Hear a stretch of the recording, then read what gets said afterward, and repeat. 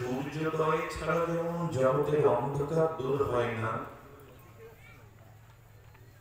তদুপরি সমস্ত সিদ্ধি, সমস্ত মঙ্গল কল্যাণের একমাত্র হেতু শ্রী ভগবান। সর্বেষামপি সিদ্ধিনাম, সমস্ত জীবের পরমার্থিক, জাগতিক, ইহলৌকিক, পারলৌকিক, তার ঐকান্তিক পরম মঙ্গল, পরম কল্যাণ, পরম সিদ্ধি, তার হেতু একমাত্র আমি।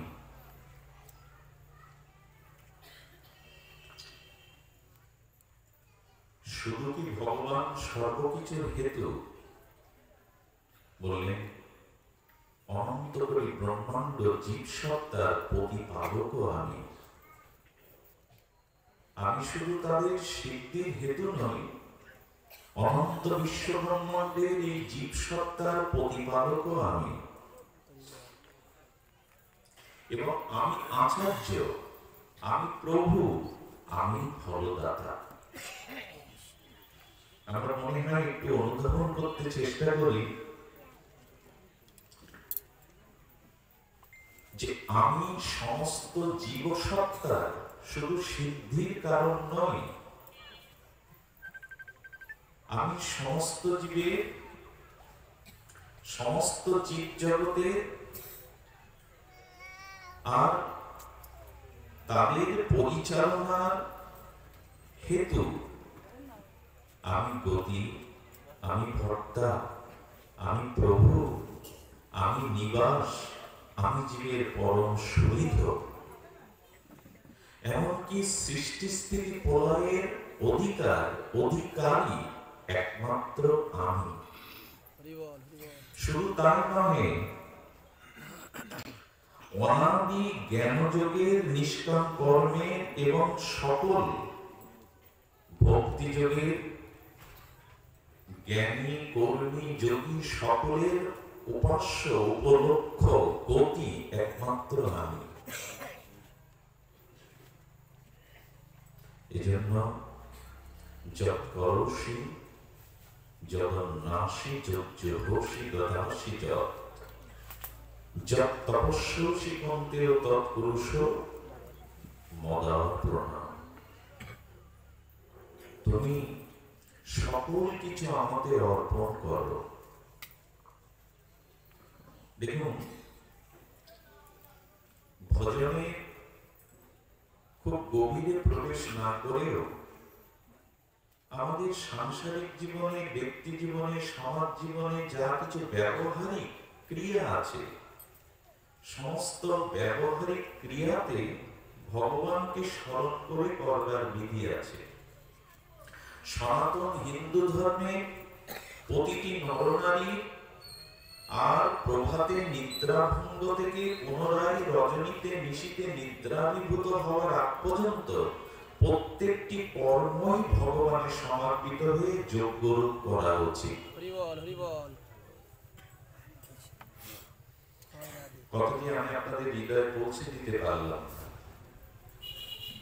বৈদিক সনাতন ঋষি শাসিত আর্য শাস্ত্রে হিন্দুর জীবনে প্রভাতে ঘুম বা জাগরণের থেকে নিদ্রাভিভূত হওয়া পর্যন্ত প্রত্যেকটি কর্মেই ভগবানের অর্পিত হওয়া উচিত এবং সেগুলি যোগ্য।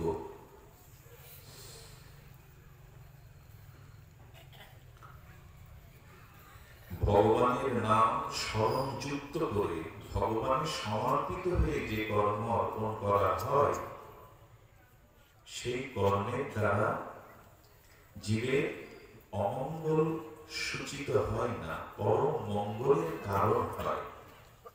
এখানে সুন্দর করে একটা ক্রম দেওয়া আছে যে প্রভাত থেকে নিশি পর্যন্ত সব কাজ কিভাবে ভগবানকে স্মরণ করে করতে হবে।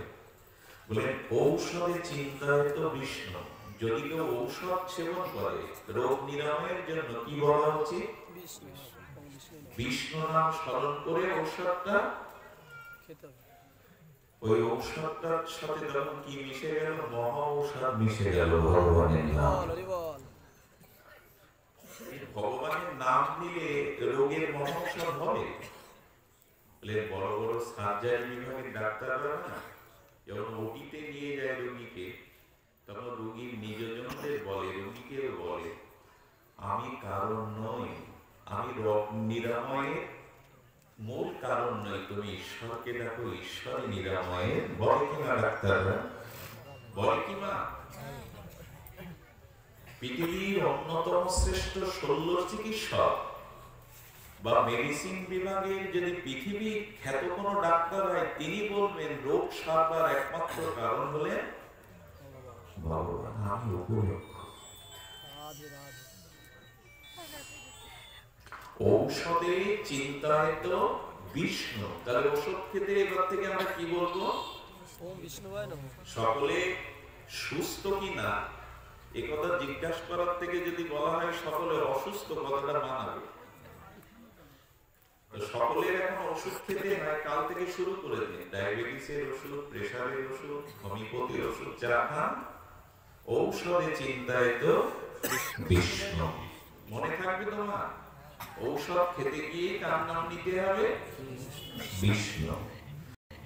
ভোজনে চ জনার্দন, আহারটা যখন মুখে দিতে হবে কার নাম নিতে হবে?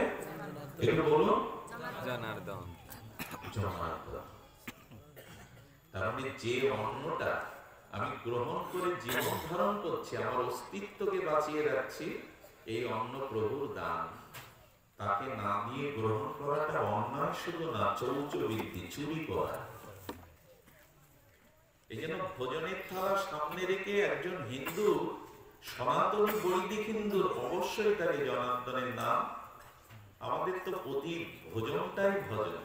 আসনে বসতে হবে, আসমাদি করতে হবে, প্রসাদে গোবিন্দের নাম ব্রহ্মণে বলতে হবে, ধ্বনি দিতে হবে। বাবা কেউ কেউ বলে এত কেন বাবা, এত কেন? মানে ভোজনটাও ভোজন হয়ে যাচ্ছে।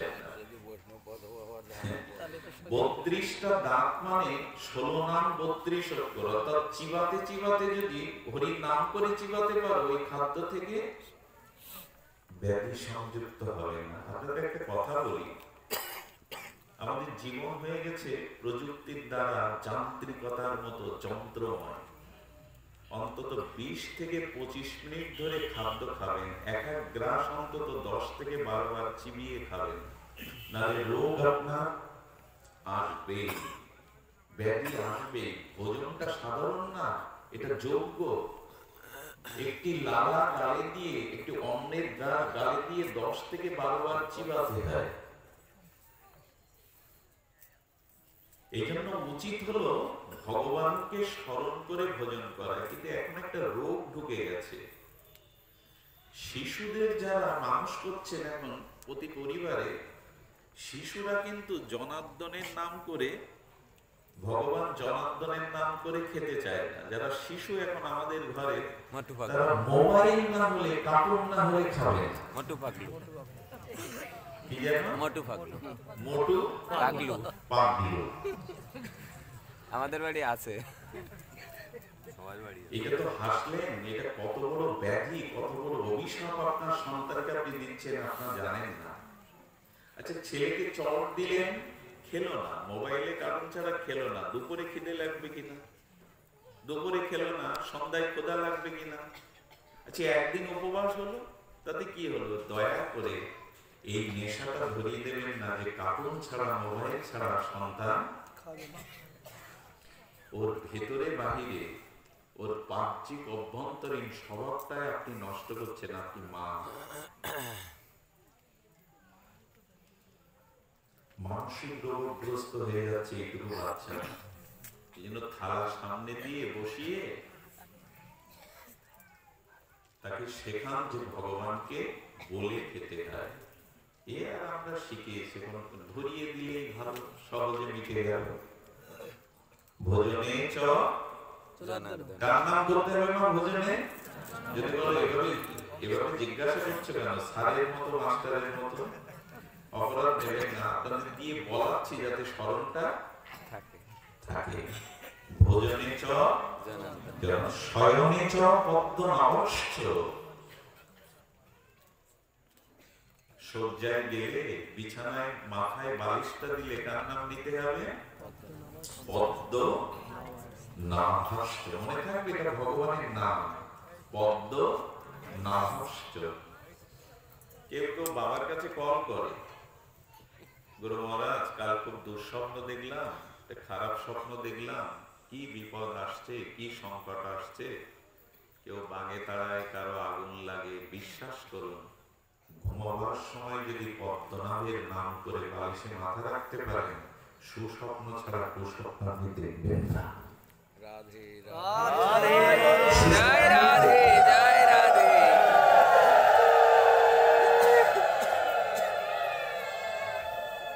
আজকে তো রাত্রে আমরা সবাই শয্যায় যাব, তো বাবা যেটা বললেন শুধু শুনে চলে যাবেন না, আজকে খাটান না।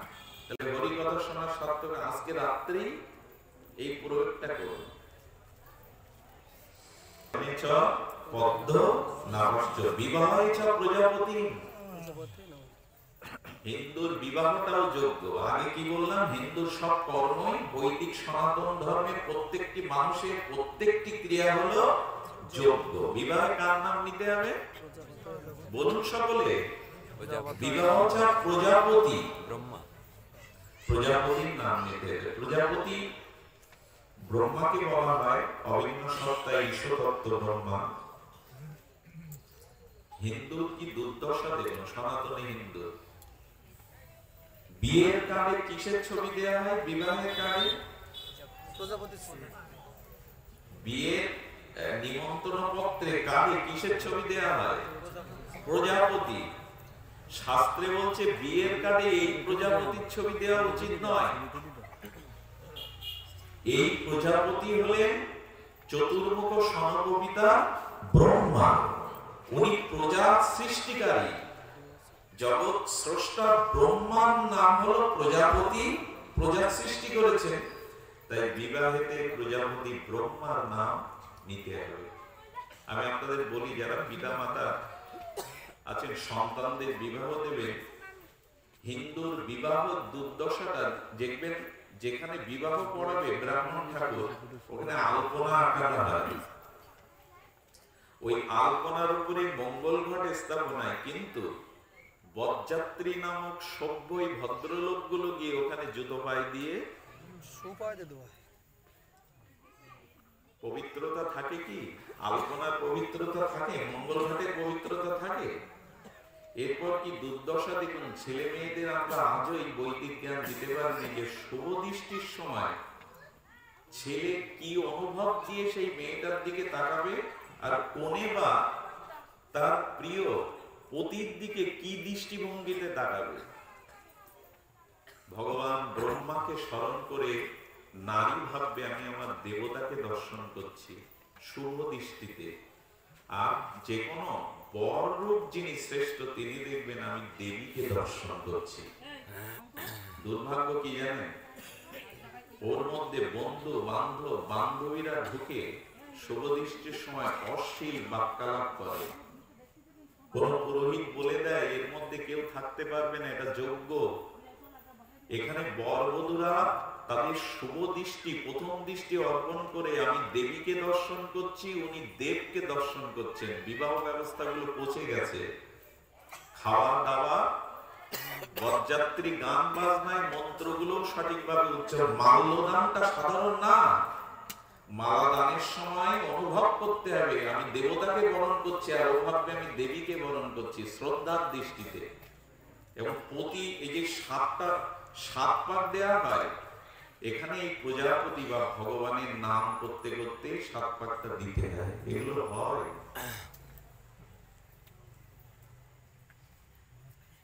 আশ্চর্য হতে যায়, মেয়ে যখন বিদায় নেয় কেঁদে কেটে, কান্না তো আসবেই, মেয়ে বিদায় দেওয়াটা খুব কষ্টের। মুনিও কেঁদেছিলেন, কর্ণমুনি, মুনি ঋষিও কাঁদে মেয়েকে বিদায় দেওয়ার সময়। আশ্চর্য হতে হয়, মা কি বলে, পা ধুয়ে চালটাল পেছনে দিয়ে কি সংস্কার আছে?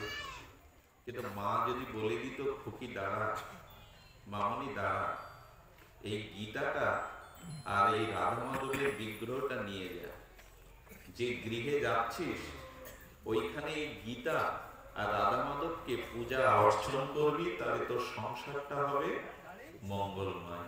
এ দিয়ে দেয়, কোনো মা দিয়ে দেয় এগুলো? মা কি বলে দেয়, মা যে সংসারে যাচ্ছিস তাদের বোঝা হতে যাস না, বোঝা নিতে যাস। বিবাহ ব্যবস্থাটাই পৌঁছে গেছে। কি মন্ত্র বলে তার অর্থ জানে না। শুভদানের সময় বন্ধু বান্ধব বান্ধবীদের নিয়ে অশ্লীলতা প্রকাশ হয়, মালা দানের সময় কি বিবাহ বলে?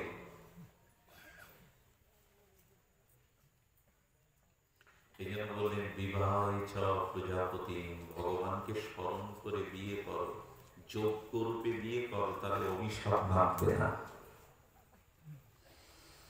বিবাহে চ প্রজাপতি আর সংগ্রামে চ চক্রিণাম ঊর্ধ্বম। যদি কখনো সংগ্রামে অর্থাৎ যুদ্ধের মধ্যে পড়ে যান, যুদ্ধক্ষেত্রে পড়ে যান, মারামারি গন্ডগোলের মধ্যে পড়ে যান, কি স্মরণ করতে হবে? বলা হচ্ছে যে চক্রিণাম ক্ষুব্ধ, চক্রধারী মধুসূদনকে স্মরণ করতে হবে। গোলাগুলির মধ্যে পড়ে গেলেন, মারামারির মধ্যে পড়ে গেলেন, কুরুক্ষেত্র আগামীকাল, আগামীকাল কুরুক্ষেত্রের রণাঙ্গন সমারঙ্গন শুরু। ওইখানে একটা মা পাখি দুটো ডিম থেকে তা দিয়ে দিয়ে দুটো বাচ্চা প্রসব করেছে। এখন এই বাচ্চাকে নিয়ে কালকে যুদ্ধক্ষেত্রে ও কোথায় যাবে, মনে মনে বাচ্চাদের সান্ত্বনা দিয়ে বলছেন ভগবানকে স্মরণ করলে ভগবান রক্ষা করেন। চক্রধারী মধুসূদনকে ওই পাখিমা স্মরণ করলেন। গোবিন্দ মনে মনে হেসে বললেন, স্মরণ যখন নিয়েছ আমি তোমাকে আত্মরক্ষা করবই। ভীমকে বললেন কি, যুদ্ধক্ষেত্রে একটা ঘন্টা লাগে, বড় একটা ঘন্টা এনে যেখানে পাখিটা আর ওর দুটো বাচ্চা ছিল ওইখানটায় ঘন্টা স্থাপন করতে বললেন ভীমসেনকে। 18 দিনের যুদ্ধ হলো, এত অক্ষণী সেনা রক্তের গঙ্গা বয়ে গেল। যুদ্ধ বিকালবেলা সমাপ্ত হলে মা পাখিটা ঘন্টার মূল কেন্দ্র থেকে বেরিয়ে খাদ্যশস্য নিয়ে আবার ঢুকত। 18 দিন যুদ্ধের পর ভীমকে দিয়ে সেই ঘন্টাটা তোলার পরে ভগবান বললেন, আমাকে স্মরণ নিয়েছিলে, আমি আমার কর্তব্য রেখেছি, তোমাকে রক্ষা করেছি।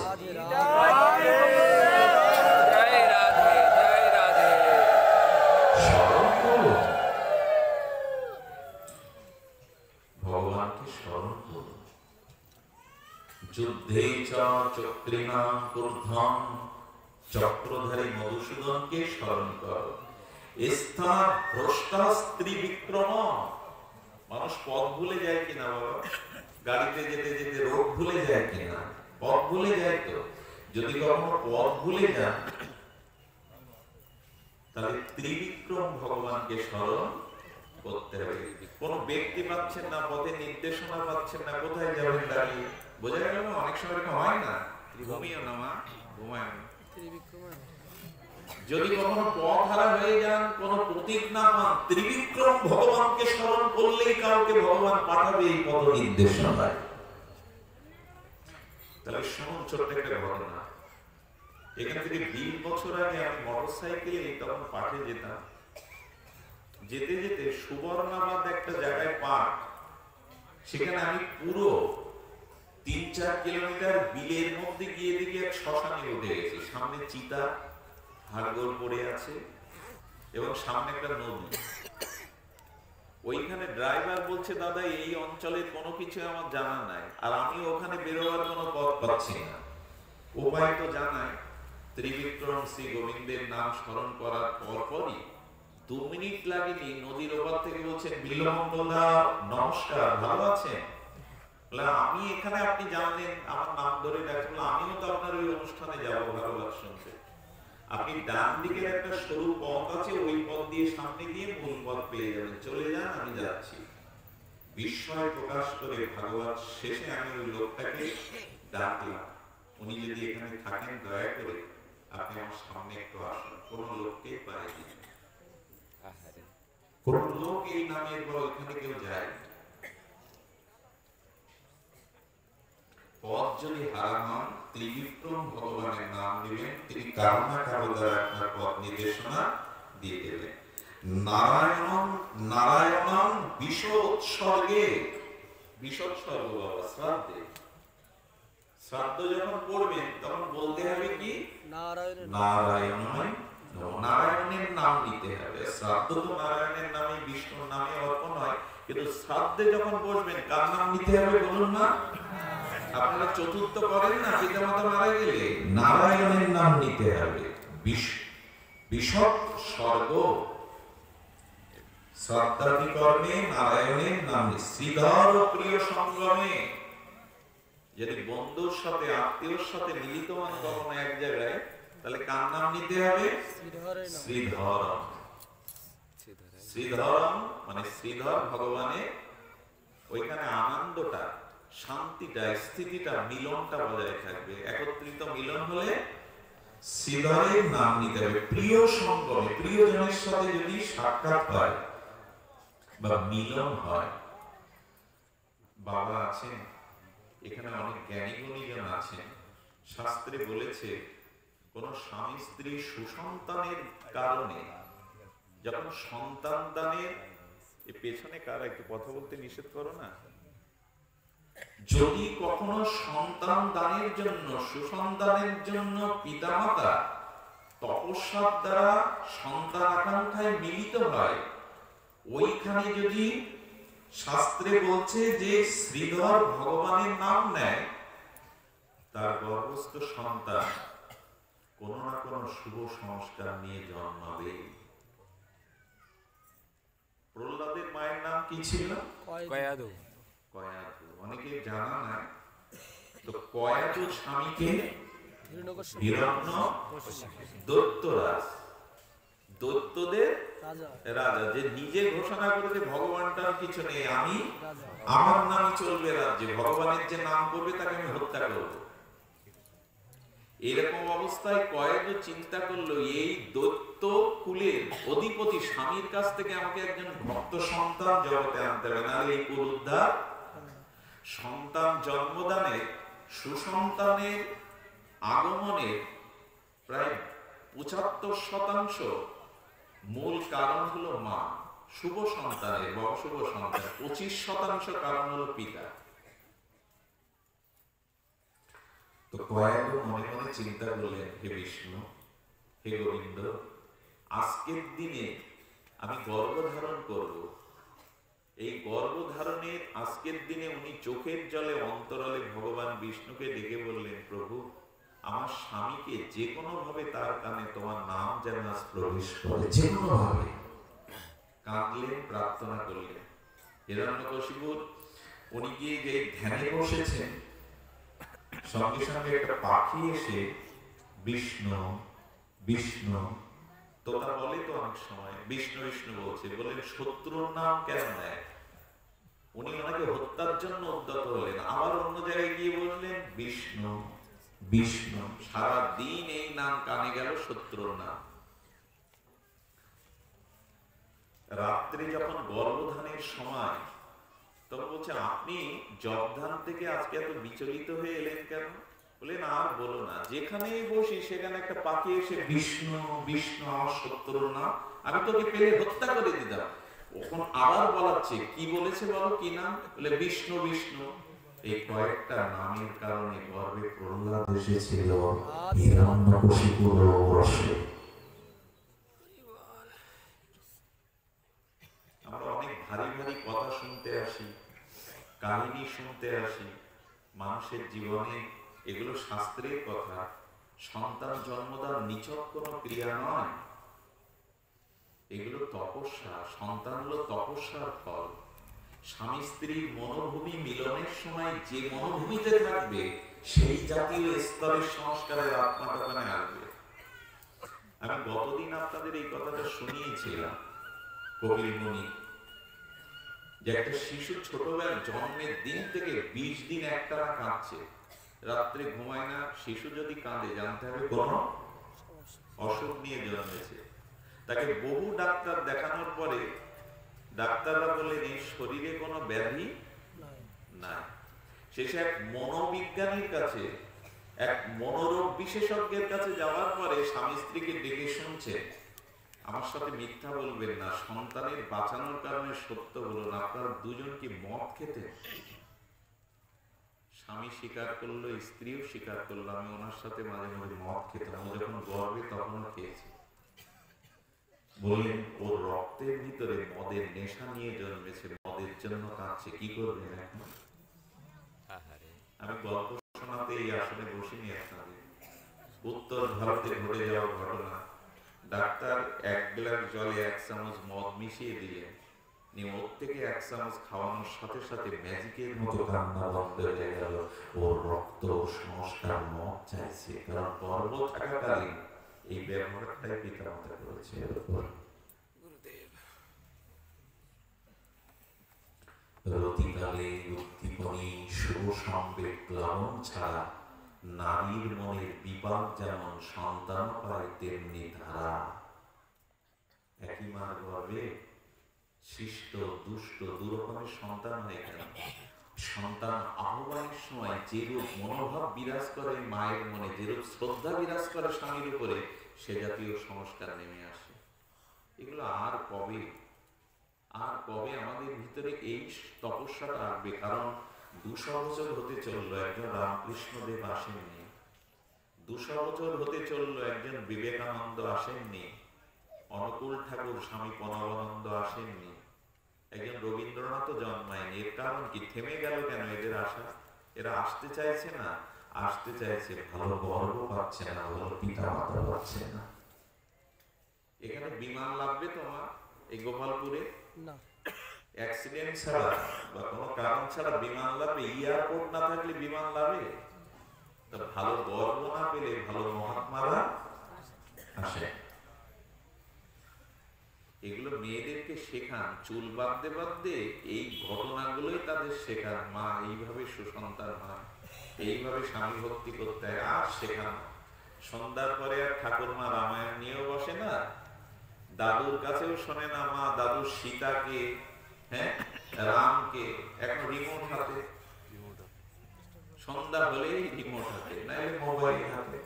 বিশ্বাস করুন, আমি যখন এদের নিয়ে গাড়িতে আসছি, আমি অন্তত 20 জায়গায় আনাচে কানাচে, নদীর ধারে, বিলের ধারে, বিলের রাস্তার মধ্যে 50টা যুবককে দেখেছি মোবাইল ইউজ করতে। সবাই বাগানের মধ্যে, কেউ বিড়ি টানছে আর মোবাইল দেখছে, 50টা যুবক। আমি ভাবলাম আমার ভাগবত পাঠ ছেড়ে দিই, ওদের পেছনে লাগি। এরা বড় বড় আসরে এসে মালা করে কথা না বলে যদি 2টো যুবককে আদর্শের পথে ফেরানো যায়, না এরা পিতামাতা বংশকে শেষ করে দেবে। এখন আমাদের ঘরের ছেলেরা কোথায় খোঁজ করে দেখুন? ব্রিজের উপরে, আম বাগানে, কোথাও রাস্তার ধারে, তাদের হাতে হয়তো নেট। এর কারণ আছে, আমরা শুভ সংস্কার দিতে পারিনি। সন্তানদেরকে জন্মদানেরও শুভতা নেই। যে কথা বিস্তার হচ্ছে, কথা বিস্তার হওয়া উচিত না বাবা, বলবো বিস্তার হওয়া উচিত না, তবু বলতে হয়। কি বললাম? শ্রীধর প্রিয় সঙ্গম মিলনে কি নাম, কার নাম নিতে হবে? শ্রীধরের নাম। আচ্ছা, জলমধ্যে তু বরাহান, অনেকেই স্নান করতে যান প্রতিদিন, বলে হিন্দুর স্নানটাও যোগ্য। জলে নামার আগে তো গঙ্গে যমুনা চৈব গোদাবরী সরস্বতী সিন্ধু নর্মদা জলরশ্মি সন্দেনী কুরু। দরকার নেই এত মন্ত্র মুখস্থ, এত দাঁত ভাঙা সংস্কৃতি মন্ত্র নেই। জলে নামলে কি বলতে হবে? বরাহদেব, হে বরাহদেব। যদি ডুবেও যান, কখনো লস ডুবি হয়, বরাহদেবের নাম দেবেন। বরাহদেব কি করেছিলেন? হিরণ্যকশিপুর এই পৃথিবীটাকে ভোগ করার জন্য, খনিজ সম্পদের জন্য হিরণ্যাক্ষ একবার পাতালে নিয়ে গেছিলেন। বরাহদেব দাঁতে করে পৃথিবীকে উত্তরণ। যদি কখনো জলডুবি হয়, জলের মধ্যে অ্যাক্সিডেন্টে পড়ে যান, কার নাম নেবেন মা? বরাহদেব।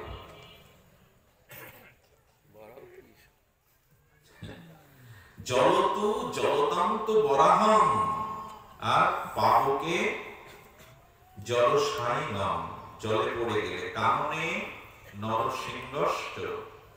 যদি কখনো জঙ্গলে বেড়াতে যান, জীবজন্তুর ভয় আছে, কার নাম নিতে হবে? নরসিংহের। পর্বতে রঘুনন্দন। যদি পাহাড় পর্বতে যান, তাহলে ওখানে কার নাম নিতে হবে? না রঘুনন্দন। এগুলো একটু নোট করে নিয়েন তো, মনে হয়তো থাকবে না। কার নাম নিতে হবে পর্বতে? রঘুনন্দন। দুঃস্বপ্নে চ সরগোবিন্দন বিশুদ্ধ মধুসূদন। যদি কখনো রাত্রে খুব দুঃস্বপ্ন দেখেন, অনেকেই বলে বাবা সকালে উঠে কি বলবো, গোবিন্দ গোবিন্দ গোবিন্দ বলবেন, তাহলে ওই বিপদ আর আপনাকে স্পর্শ করবে না, বিশুদ্ধ হয়ে যাবে মধুসূদনের নাম। মায়াসু বামনাং দেব, জগতের মায়া কাটাতে গেলে, কোন মোহের মধ্যে পড়ে গেলে, কোন জালে ফেসে গেলে, মায়ার জালে বামন দেবতা নাম দিতে হবে। আর কত বলা যায়, এবার এখানে রাখি শ্লোকটা। সর্বশেষে বললেন সর্বকার্যেষু মাধবম। একবার বলুন সর্বকার্যেষু মাধবম। যে কাজই করি কার নাম নিতে হবে? মাধব। পাঁচালি শেষ। ভগবানে আসতে ভগবানের নাম নিতে হবে। সর্বকার্যেষু মাধব। এইটুকু যদি আজ নিয়ে যেতাম এখান থেকে, এইটুকু যে কাজই করি ভগবানকে স্মরণ করে যেন করি, তাহলে কি হবে?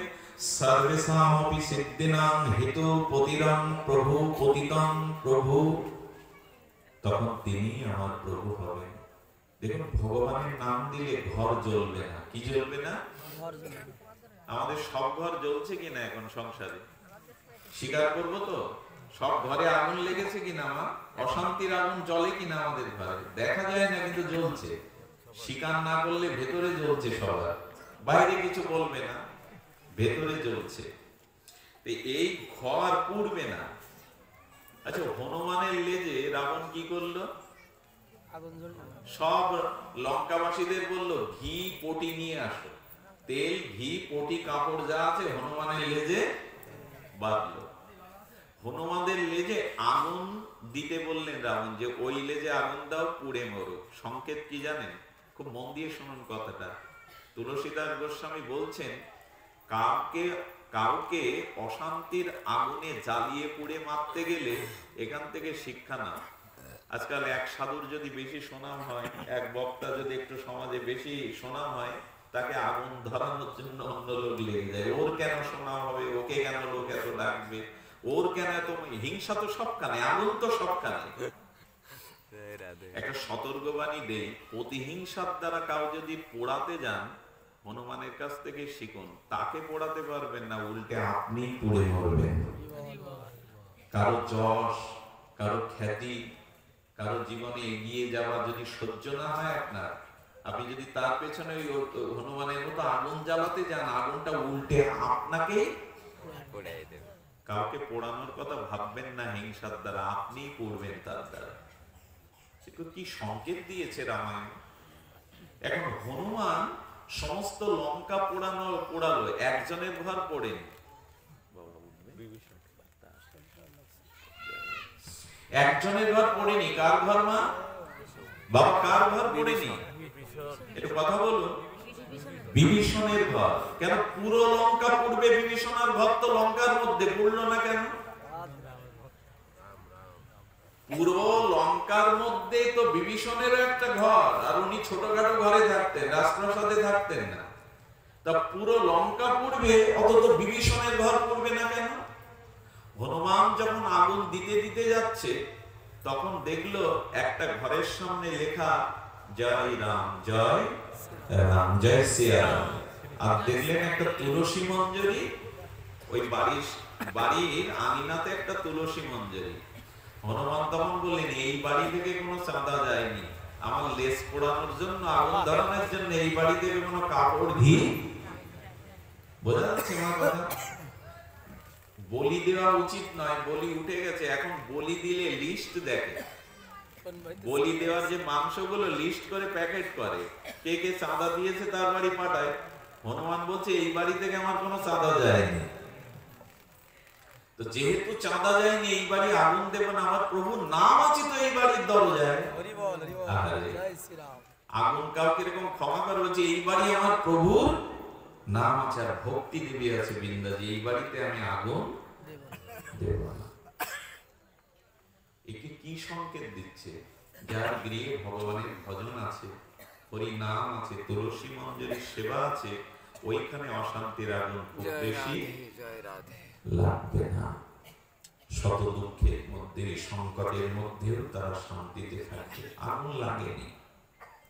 আচ্ছা, বিভীষণের কথা বাদ দিন, যিনি পুরো লঙ্কা দগ্ধীভূত করলেন তার গায়ে আগুন লাগলো না কেন? হনুমান পড়েছিল তো আগুনে? একটু কথা বলুন।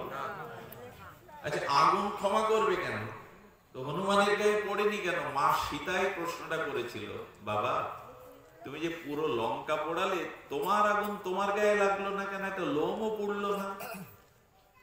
বলছেন, মা আমার আগুন কোথায়? বলে, তোমার লেজে পেছনে। আর বুকে কি? সীতা মায়ের সামনে বুক দেখাচ্ছেন মা, বুকে রাম সীতা। যে যার বুকে রাম সীতা আছে তাকে পোড়াবে কে? যার হৃদয়ে ভগবান আছে, হৃদয় সিংহাসনে ভগবানের নাম আছে, তাকে কে পোড়াবে জগতে? তাকে পোড়ানোর ক্ষমতা কারো নেই। আগুন পেছনে আর আমার হৃদয়ে রাম সীতা ভক্তি দেবী। বোঝা গেল সংকেতটা? যার হৃদয়ে ভগবানের নাম আছে, হৃদয় সিংহাসনে যে ভগবানকে বসিয়েছে, তাকে কি করবে? আচ্ছা, ভগবান শঙ্কর কালকূট বিষ খেলেন না সমুদ্র মন্থনে? এটা বোঝা যায় তো বাবা?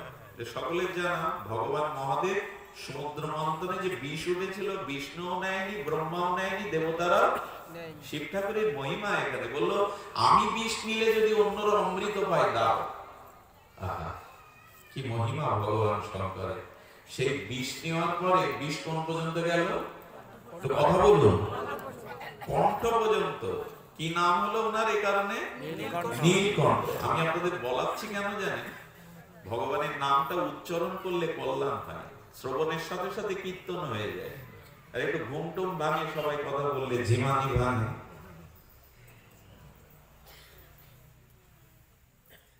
আচ্ছা, উনার কণ্ঠ পর্যন্ত যদি যায়, বুক পর্যন্ত গেল না কেন? হাড়ে গেলে তো মরবে মানুষ। যতক্ষণ হাড়ে না পৌঁছাবে ততক্ষণ মানুষ। বোঝা গেল কথা? গলা পর্যন্ত গেলে তো বমন করেও তোলা যায়। তা যে বিষ, আচ্ছা ভগবান বলে বিষ যে তার ভেতরে যায়নি না, কণ্ঠ পর্যন্ত গেছে, ওইটুকু ভেতরে গেল না কেন? কণ্ঠ পর্যন্ত যখন গেছে তখন তো হাড়ে গেলেই সমস্যা। বিষ যতক্ষণ হৃদয়ে যাবে, হাড়ে পৌঁছাবে, তখন আক্রান্ত হবে। তো ওই পর্যন্ত গেল না কেন? শিব ঠাকুরকে মা পার্বতী প্রশ্ন করেছিলেন, ভগবান এই কালকূট বিষ নীল হয়ে গেল, আপনি ভগবান সচ্চিদানন্দ বিগ্রহ, তবু কণ্ঠ নিয়ে ভেতরে গেল না কেন? বলে, সারাটা জীবন আমি পঞ্চমুখে রঘুপতি রামচন্দ্রের নাম জপ করছি, যজ্ঞেশ্বর হয়ে। ভগবানের নাম যার বুকে, কণ্ঠে, বিষ ওইখানে গেছে, আটকে গেছে, কারণ এখানে ভগবান। যার হৃদয়ে ভগবান আছে, ওখানে বিষ আটকে যায়। একবার করে দেখুন না, তো ভগবানের নাম করুন, দেখবেন কত বিষ থেকে আপনি রক্ষা পেয়ে যাচ্ছেন, বিষে অমৃত হয়ে দাঁড়াবে। আচ্ছা, এই কথাটি কি সত্য? বলো সত্য। জগতে প্রমাণ আছে। আছে। মীরাবাইকে বিষ খেতে দেয়া হলো, বিষ ক্রিয়া করলো, চরণামৃত হয়ে গেল। প্রহ্লাদকে বিষ দেয়া হলো, হয়ে গেল অমৃত। ও কথা বাদ দিন, সাপের বিষ থেকে হোমিওপ্যাথি ঔষধ তৈরি হয়, এটা জানা সকলে। বিষাক্ত সর্পের বিষ থেকে ঔষধ যদি বিজ্ঞানীরা, গবেষকরা তৈরি করতে পারে, ভগবানের নামের এমন ক্ষমতা আছে, বিষ অমৃত হয়ে যাবে।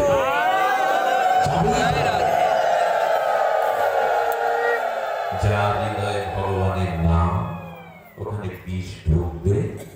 এরকম তার প্রমাণ দেয়। আপনাদের কথাগুলো কানে যাচ্ছে না, কর্ণে, কর্ণে গিয়ে হৃদয়ে যাচ্ছে, বেরিয়ে যাচ্ছে না তো, হৃদয়ে যাচ্ছে।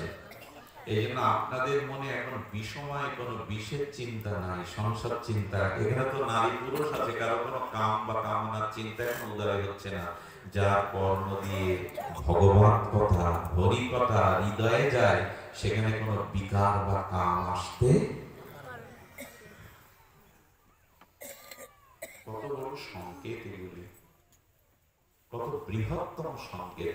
হৃদয়ে ভগবানকে রাখুন, তার নামকে রাখুন, তাহলে শঙ্করের বিষ ও কণ্ঠে গিয়ে যেমন হৃদয়ে গেল না, সেখানেও ঢুকবে না। এই জন্য অশান্তির কাল কবলিত ছায়া করৌদ সমীদের রাজায়ন্তী এক মহানগুণ কীর্তন দেব কৃষ্ণস্য মুক্ত সঙ্গ পরাঙ্গ যেত। চারিদিকে দাও দাও করে অশান্তির আগুন জ্বলছে, সব ঘরে আগুন লেগেছে, সব অশান্তির দাবানলে পুড়ছে, অভিশাপ রোগ শোক না পাওয়ার বেদনায় হতাশায় জ্বলছে। একবার ভগবানের নামকে দিয়ে দেখো। ভগবান শঙ্করের কণ্ঠে পর্যন্ত বিষ আটকে গেল, হৃদয়ে প্রবেশ করল না। হৃদয়ে রাম আছে, ভগবান আছে।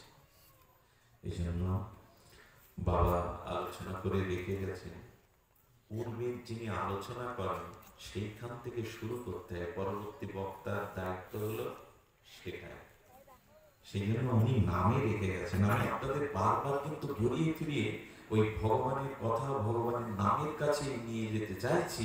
এটাই হলো সর্বমঙ্গলের একমাত্র কারণ। স্নাত্ত পরম পরম বিজয়াতে শ্রীকৃষ্ণ